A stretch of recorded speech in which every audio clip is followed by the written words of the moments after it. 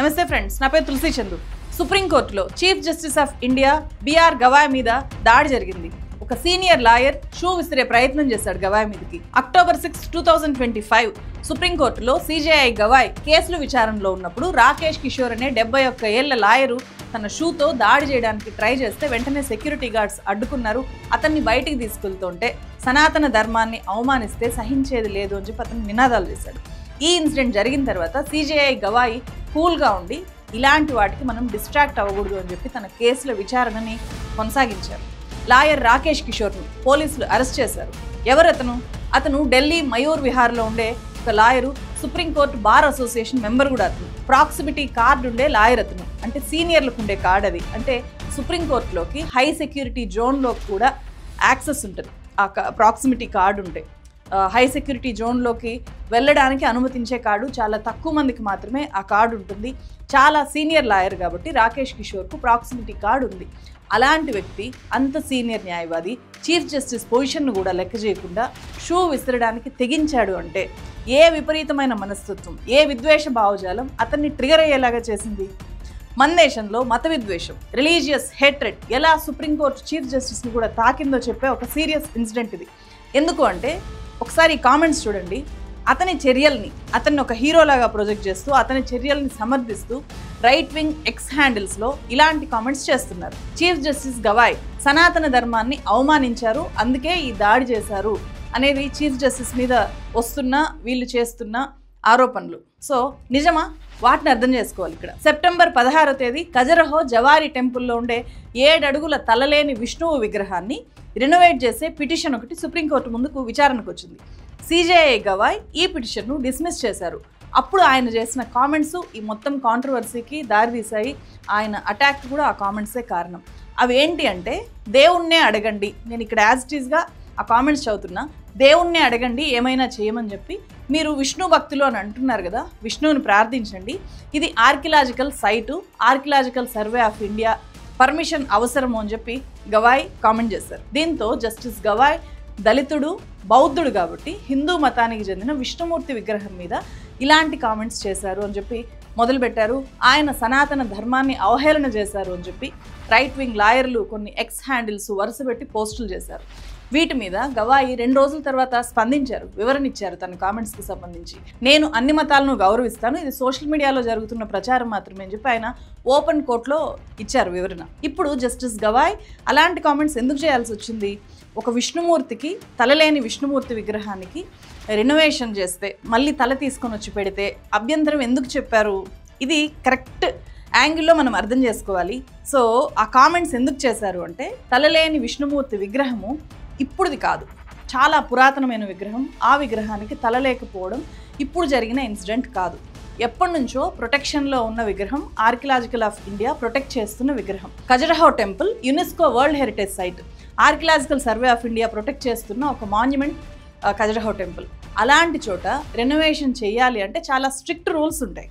అక్కడ విగ్రహానికి తల లేదు, నేను వెళ్ళి రెనోవేట్ చేస్తాను అని చెప్తే ఒప్పుకోరు, రూల్స్ ఒప్పుకోవు. The ancient monuments and archaeological sites and remains act 1958 ప్రకారం, అందులో ఉండే సెక్షన్ 20C ప్రకారము కాంపిటెంట్ అథారిటీ అంటే నేషనల్ మాన్యుమెంట్ అథారిటీ NMA, అలాగే ఆర్కియలాజికల్ సర్వే ఆఫ్ ఇండియా ASIకు అప్లై చేసి వాళ్ళ అనుమతి తీసుకొని మాత్రమే రెనోవేషన్స్ కానీ ఎలాంటి మార్పులు చేర్పులు కానీ చేయడానికి వీలవుతుంది. చట్టం అదే చెప్తోంది. సో ఎవరైనా వెళ్ళి దీన్ని మారుస్తాము అంటే కుదరదు, అక్కడికి అలో కూడా చేయరు.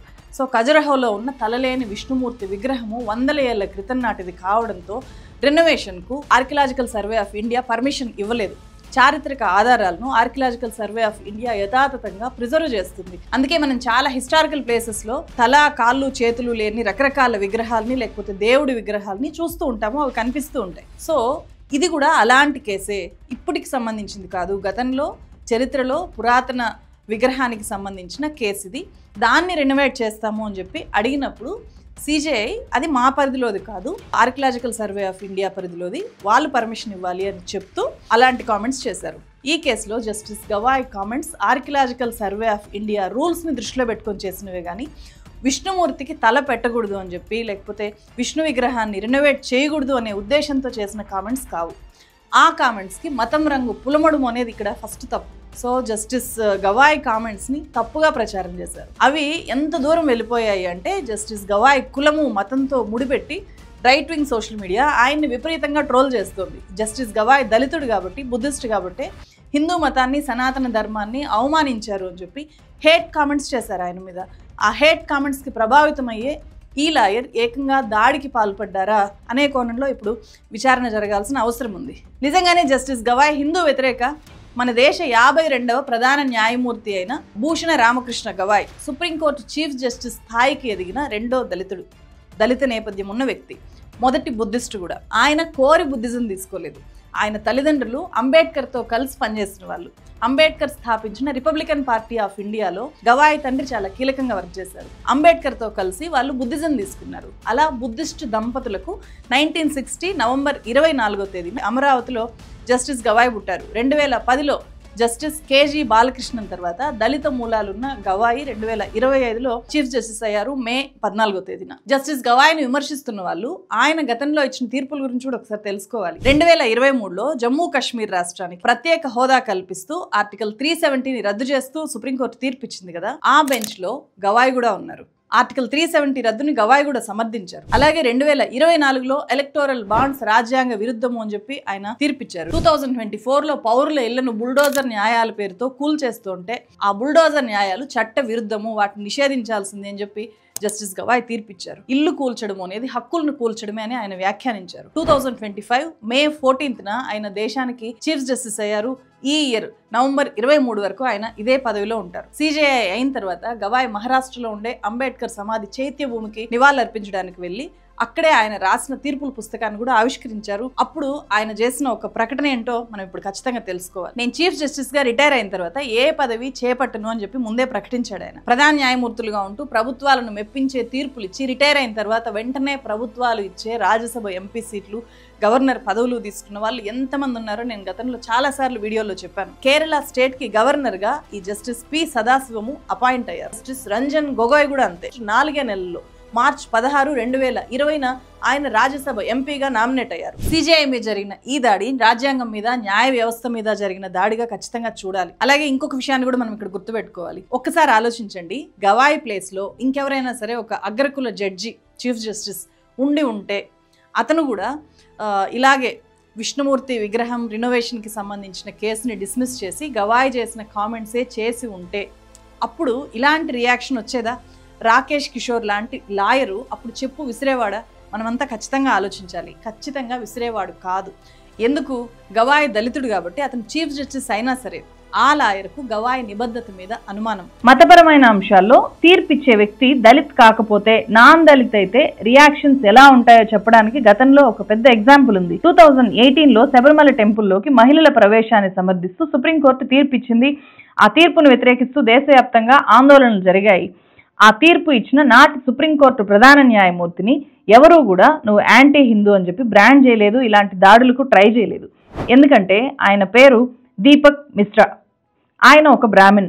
పితృస్వామ్య భావాలు సమానత్వాన్ని అధిగమించకూడదు అని దీపక్ మిశ్రా చారిత్రక తీర్పిచ్చారు. అప్పుడు జస్టిస్ దీపక్ మిశ్రా కూడా జస్టిస్ గవాయ్ లాగే గొప్ప అభ్యుదయవాది. కానీ అగ్రకులానికి చెందిన వ్యక్తి కావడం వల్లే అంత పెద్ద కేసులో తీర్పిచ్చినా కూడా జస్టిస్ దీపక్ మిశ్రా ఈజీ టార్గెట్గా మారలేదు. జస్టిస్ గవాయి ఇక్కడ ఈజీ టార్గెట్గా మనకు కనిపిస్తున్నారు. మన దేశంలో క్యాస్ట్ అనేది చావు లేని ఒక విషపురుగు, ఒక క్యాన్సర్ లాంటిది. అణగారిన వర్గాలకు చెందిన వ్యక్తులు అత్యున్నత పదవిలోకి వెళ్ళినప్పటికీ వాళ్ళ చుట్టూ ఉండే సిస్టమ్ వాళ్ళని ఎలా ఇన్సల్ట్ చేస్తుందో చెప్పే incident justice Gavai chief justice అయిన తర్వాత కూడా ఆయన ఫేస్ చేశారు. అలాంటి అవమానకర సంఘటన గురించి ఆయన ఓపెన్గా చెప్పాడు కూడా. ఆయన చీఫ్ జస్టిస్ అయిన తర్వాత ఇదే ఇయర్ 2025 మే 18న ఆయన తన సొంత రాష్ట్రం మహారాష్ట్రని విజిట్ చేయడానికి వెళ్ళారు. అప్పుడు ఆయన రిసీవ్ చేసుకోవడానికి మహారాష్ట్ర చీఫ్ సెక్రటరీ కానీ, మహారాష్ట్ర డీజీపీ కానీ ఎయిర్పోర్ట్ కూడా రాలేదు. పోలీసులు కూడా ఆయనకు సంబంధించి ప్రోటోకాల్ ఫాలో అవ్వలేదు. దాన్ని ఆయన ఓపెన్ గానే ఖండిస్తూ ఇట్లా జరిగింది నా విషయంలో, అదే ఇంకెవరైనా అయితే ఇట్లా ఊరుకునే వాళ్ళ ఆర్టికల్ 142ని అప్లై చేసేవాళ్ళు అని చెప్పి ఆయన ఓపెన్ గా చెప్పారు. आर्टिकल 142 क्या 140 ఇది మనం ఖచ్చితంగా ఇక్కడ గమనించాలి. ఈ ఒక్క లాయర్ మాత్రమే కాదు, అలాంటి వాళ్ళు మన మధ్య మన చుట్టూ చాలా మంది ఉన్నారు. వాళ్ళ దృష్టిలో దళితులంతా సనాతన ధర్మ వ్యతిరేకులు, మైనారిటీలంతా హిందూ మతాన్ని ద్వేషించే వాళ్ళు, మైనారిటీలు, దళితులు ఎప్పటికప్పుడు వాళ్ళ దేశభక్తిని నిరూపించుకుంటూ ఉండాల్సిందే. గవాయి మీద దాడి నేపథ్యంలో ఈ పోస్టు బాగా వైరల్ అవుతుంది. ఒకసారి చూడండి. ఏ women's character, A Dalits merit, A Muslims patriotism, Gandhi's contribution to freedom is always question in this country. మీరేమంటారు? ఈ వీడియోని ఎక్కువ మందికి చేరేలాగా షేర్ చేయండి. ఇలాంటి వీడియోస్ని ఎప్పటికప్పుడు మీ ముందుకు తీసుకొని వచ్చే ఛానల్ ఇది. మీ సపోర్టే ఈ ఛానల్ని బలపరుస్తుంది. సో జాయిన్ బటన్ మీద క్లిక్ చేసి మీరు ఈ ఛానల్లో సభ్యులుగా చేరొచ్చు. మరో వీడియోతో మళ్ళీ కలుస్తాను. Thank you so much.